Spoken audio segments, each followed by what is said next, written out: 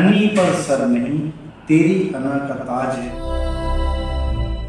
Karbala तेरे निज़ाम फ़िक्र की मेराज है।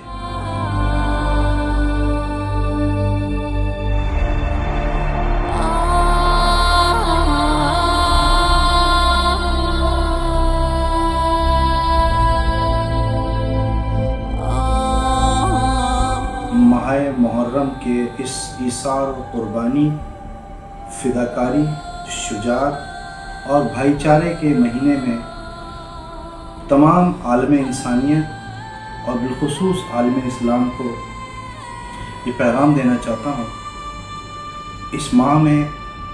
इमाम आली मकाम हज़रत इमाम हुसैन अलैहिस्सलाम व रज़ी अल्लाह ताला अन्हु ने जो पैगाम दिया वो पैगाम सिर्फ़ और सिर्फ इंसानियत ने आपस में बाहमी ताल्लुकात को बरकरार रखना, एक दूसरे की रिस्पेक्ट करना, अपनी ज़बान, हाथ